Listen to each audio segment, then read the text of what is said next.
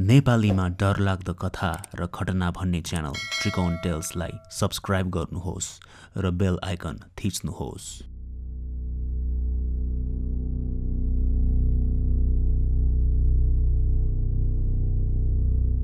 अतृप्त आत्मा जुन केही कारणवश यस दुनियाँबाट पार नभई यही नै अड्किएर बसिरहेका हुन्छन्। आजको श्रृङ्खलामा नागाल्यान्डमा बस्नुहुने एकजना श्रोताले आफूसँग घटेको एउटा डरलाग्दो घटना त्यही विषयमा रहेर लेखी पठाउनु भएको छ। साथै एकजना सिन्धुपाल्चोकमा बस्नुहुने श्रोताको आफ्नो सत्य घटना। सुनौ त्रिकोण टेल्सको 65औं श्रृङ्खलामा दुई श्रोताहरूले लेखेर पठाउनु भएको सत्य घटना। पहिलो श्रोता। मेरो नाम राजन गुरुङ हो र मेरो घर सिन्धुपाल्चोक। यो मैले भन्न गइरहेको घटना 2064 सालतिरको हो र त्यति बेला म 8 कक्षामा अध्ययन गर्दै थिएँ। मेरो हजुरबा त्यतिखेर फोक्सोको रोगी हुनुहुन्थ्यो र उहाँलाई औषधिहरू खाइरहनु पर्थ्यो। एक दिनको कुरा हो, शुक्रबारको दिन थियो। म विद्यालय जाने बेला हजुरबाले आफ्नो औषधि सकिन लागेको र विद्यालय तलतिर रहेको बजारमा गई औषधि लिएराइदिन मलाई आग्रह गर्नुभयो। शुक्रबार सधैँ विद्यालयमा हाफ छुट्टी हुने भएकोले दिउँसोको 1 बजेपछि म विद्यालयबाट बाहिर निस्की तल बजारतिर झरेँ। विद्यालयबाट बजार पुग्न पनि लम्की लम्की हिँड्यो भने 1.5 घन्टामा पुगिन्थ्यो। म हिँड्दै आफूले लिएराएको खाजा खाँदै गएँ अनि बजारमा पुगी औषधि पसलमा गई औषधि किने। समय हेर्दा 3:30 बजिरहेको थियो। त्यही बजारमा विद्यालयका साथी भाइहरूसँग बेला बखत साइकल भाडामा लिई हामी घुम्ने पनि गर्थ्यौँ। घरमा आफूसँग साइकल नभएकोले साइकल चलाउन मलाई औधी रमाइलो लाग्थ्यो। समय छँदैछ, एकैछिन साइकल चलाउँछु भनेर साइकल पसलमा गई आफूले भर्खर किनेको औषधि त्यहाँ राखी भाडामा साइकल लिएर म चलाउन थालेँ। साइकल चलाउँदा चलाउँदै 1 घन्टा बितिसकेछ, पत्तै पाइनँ। तर साइकल चलाएर मन भरिएको थिएन। 4:30 त भइरहेको रहेछ, एकैछिन चलाउँछु भनी फेरि गुडाउन थालेँ। अर्को 1 घन्टा नै पो साइकल चलाएर म त भुलिएछु अनि साइकल पसलमा साइकल बुझाएर औषधि लिई म घरतिर हिँडेँ। घडी हेर्दा 5:30 भन्दा बढी भइसकेको थियो। बाटो जाँदै गर्दा आफूले अघि न बोकेको खान बाँकी रहेको खाजा फेरि खान थालेँ अनि सबै खाइसकी खाली टिफिनको बट्टा झोलामा राखी पुनः गन्तव्यतर्फ लाग्न थालेँ। मलाई घर पुग्न अझै 1.5 घन्टा लाग्थ्यो, त्यो पनि लम्की लम्की गए मात्रै। त्यसै भएर म पाइला छिटो छिटो चाली अगाडि बढ्न थालेँ। हिँड्दै गर्दा सानो गाउँ भन्ने गाउँमा आइपुगेँ र त्यहाँ बाटैमा विद्यालयको साथीको घर थियो। उसँग भेट भयो। एकैछिन गफ गरेँ र चिया खाउँ भन्न थाल्यो अनि उसको घरमा चिया खाएँ। त्यति बेला रातिको 8 बज्न लागिसकेको थियो। गर्मी मौसम भएको हुँदा दिन लामो थियो र 8 बज्न लाग्दा बल्ल झमक्क अँध्यारो हुन खोज्दै थियो। त्यति बेला सानो टर्च लाइट भएको लाइटर पाइन्थ्यो र मेरो खल्तीमा पनि त्यस्तै एउटा लाइटर थियो। बेला बखत साँझ वा अँध्यारोमा हिँड्नु पर्दा बाल्नुपर्छ भनेर मैले त्यो टर्च लाइट भएको लाइटर बोकेको थिएँ। अब त घरमा गाली गर्नुहुन्छ भनेर म हतार त्यहाँबाट हिँडेँ अनि अघि बढ्न थालेँ। 8 बजेपछि त झमक्कै अँध्यारो भइहाल्यो अनि त्यही लाइटरको अर्कोपट्टि रहेको बत्ती बालेँ अनि बत्तीको सहारामा लम्किँदै अघि बढ्न थालेँ। एउटा हातमा त्यो लाइटरको बत्ती, अर्को हातमा औषधिको पोका भने पिठ्यूमा किताबहरूले भरिएको झोला बोकी म अघि बढ्दै थिएँ। बाटोमा एउटा दोबाटो आउँथ्यो, जहाँको एउटा बाटो घाटतर्फ जान्थ्यो भने अर्को मेरो घर। त्यही दोबाटो आएपछि त मेरो त्यो लाइटरको बत्ती पनि मधुरो हुन थाल्यो। तर सधैँ हिँडेको बाटो भएको हुँदा थोरै प्रकाश भए तापनि मलाई बाटो याद भएकोले अघि बढी नै रहे। त्यो घाटतर्फ जाने दोबाटोबाट म घरतर्फ लाग्ने बाटो समाई अलि माथि यस्तै 3 मिनेट जति उकालो हिँडिसकेको थिएँ र अलि माथि केही समय हिँडेपछि एउटा चौतारो आउँथ्यो। म उकालो हिँड्दै गर्दा त्यही चौतारामा नपुग्दै त्यस चौताराबाट केही केटी मान्छेहरूको आवाज सुने। मैले सोचे शेर्पिनीहरू विश्राम गर्दै बसिरहेका होलान्, मेरै घरको बाटो हिँड्न लागेका होलान्, सँगै जानु पर्यो भन्ने सोची म स्याँ गर्दै उकालो चढ्न थालेँ। माथि चौतारामा पुगे, तर अचम्म वरिपरि त कोही थिएन। फेरि चौतारा भन्दा अलि माथितिरबाट पो ती केटीहरू बोलेको आवाज आयो। कति छिटो माथि पुगिसकेछन् भन्ने सोची म लम्की फेरि स्याँ गरी माथितिर हिँडेँ। त्यही आवाज आइरहेको ठाउँतिर पुगे र अब भेटेँ भनेर हेरेको, फेरि न त आवाज नै आयो न त कोही देखे नै। वरिपरि सुनसान नै थियो। अनि म अघि न आएको बाटो चौतारा भन्दा तलतिर त्यहाँतिरबाट गल्याङ मल्याङ गर्दै बोली केटीहरू आउँदै गरेको जस्तो आवाज आयो। अघि नै अर्को टोली मेरो पछि आउँदै रहेछन्, तिनीहरूलाई कुरेको भए साथी अघि नै भेट्ने रहेछु भन्ने सोची म उनीहरूलाई कुर्दै बसेँ। तर 5 मिनेटसम्म कुर्दा पनि न त कसैको पाइलाको आवाज सुने न त अघिनको बोलिरहेको जस्तो आवाज नै। अनि भयो म हिँड्छु भनेर म अघि बढ्न थालेँ र केही पर पुगेपछि भने म अघि न भर्खर कुरेर बसेको ठाउँतिरैबाट त्यो महिलाहरूको आवाज आइरहेको जस्तो लाग्यो। पछाडि फर्किएर ओह्रालोतिर हेरेँ, तर कोही देख्दिन थिएँ। अघि बढ्दै उकालो फेरि उक्लिन थालेँ र अब भने मेरो अगाडि परतिरबाट ती केटीहरूको आवाज आउन थाल्यो। मेरो घर पनि आउनै लागिसकेको हुनाले अब भने केही वास्ता नगरी अघि बढ्न थालेँ। फेरि कहिले तलतिर बोलिरहेको जस्तो सुन्थेँ भने कहिले माथितिरबाट। वास्ता नगरी बाटो हिँडिरहेको थिएँ। एउटा बर पिपलको रुख छेउमा आइपुगेँ। त्यो पिपलको रुख छेउ भई जाँदै थिएँ। मेरो पछाडिबाट मेरो कानै छेउमा कसैले फु गरेर फुकेको जस्तो मलाई महसुस भयो। अनि म एक्कासी पछाडि फर्किएँ, तर पछाडि कोही पनि थिएन। हावा लागेर आएको आवाज र पछाडि कानै छेउमा आई कसैले फु गरेको आवाजमा अन्तर मलाई राम्रैसँग थाहा थियो। त्यो कसैले मुख मेरो कानै छेउमा लिएर फु गरेकै आवाज थियो। मलाई कता डर लाग्न थाल्यो। आफ्नो बाटो समाई पुनः त्यो उकालो लम्किँदै म हिँड्न थालेँ।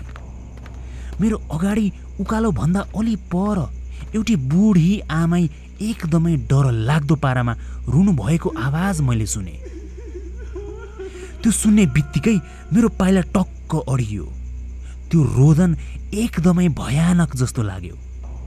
मलाई साह्रै डर लाग्न थालिसकेको थियो। उकालो भन्दा अलि माथि समथर भूभागमा एउटा पानीको धारो थियो र छेउैमा त्यही पानी राखिने ठुलो भुइँमा बनाइएको पानी ट्याङ्की। जब म माथि समथर भूभागमा पुगेँ, एउटी बुढी आमाई जस्तो देखिनु भएकी महिला पानी धारो अगाडि उभिँदै थिइन्, पानी थापिरहेको जसरी। उनको ढाड मतिर फर्किएको थियो र अनौठो पारामा उभिरहेकी थिइन्। रात परिसक्यो, अहिले यस्तै बुढी आमै किन पानी थाप्न आएकी हुन् भनेर म सोच्दै थिएँ। एक्कासी त्यो बुढी आमै छेउमा रहेको ट्याङ्कीभित्र झ्वाम्मै हाम फालिन्। त्यो देखेपछि म 3-4 पाइला डरले पछाडि हटेँ। अनि केही नसोची बाटो छेउतिर दगुरी खेतको कान्ला दौडिए। अनि त्यसरी दौडी म घर पुगेँ। घरमा पुगेपछि मलाई आमाले साह्रै गाली गर्नुभयो।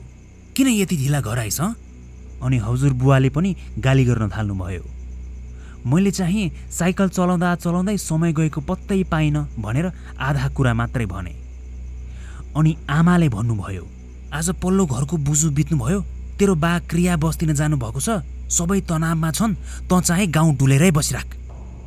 बुढी जुजु बित्नु भएको कुरा सुनेपछि म त डरले आत्तिन थालेँ।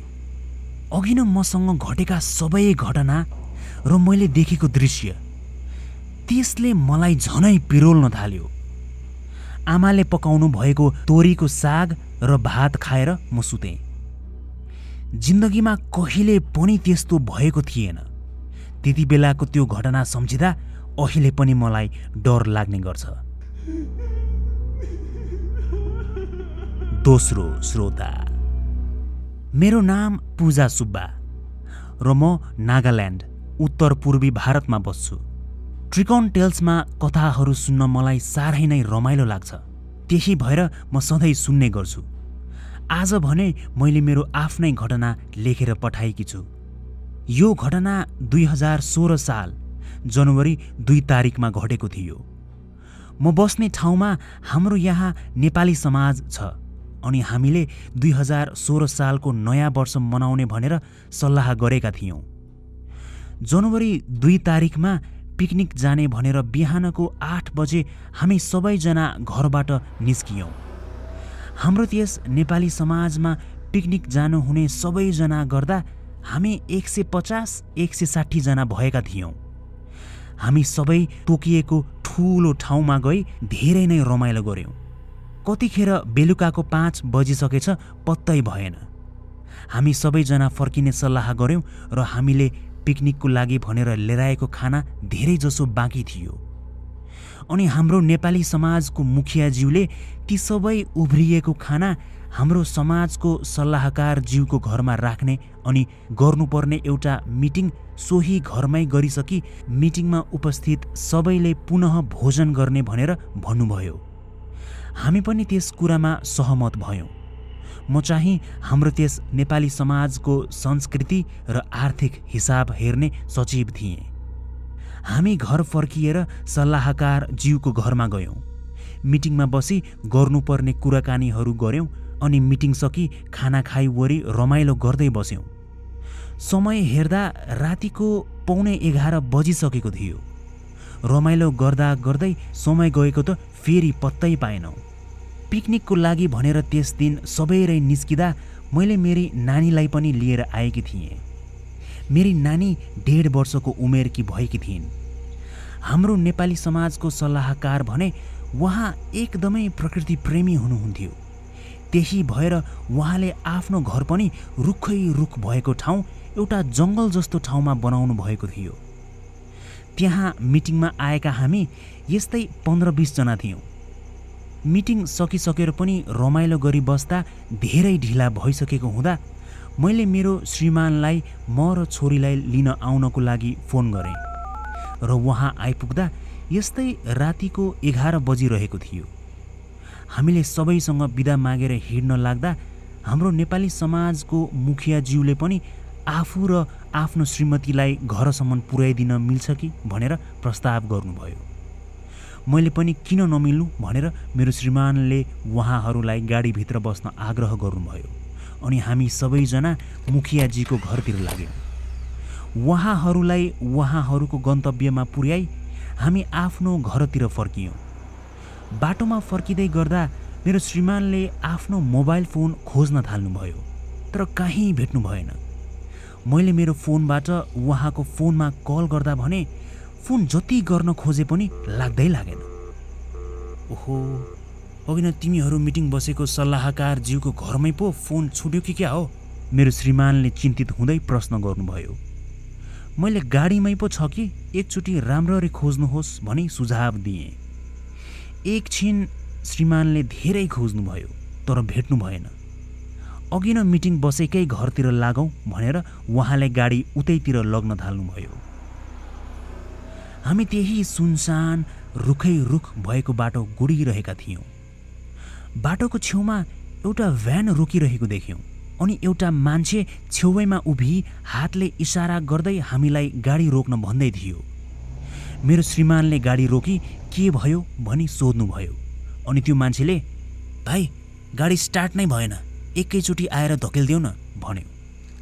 श्रीमानले मलाई पुलुक्क हेर्नुभयो। मैले नजानु भन्ने गरी टाउको हल्लाएँ, तर उहाँले गाडी छेउमा राखी बाहिर जानुभयो।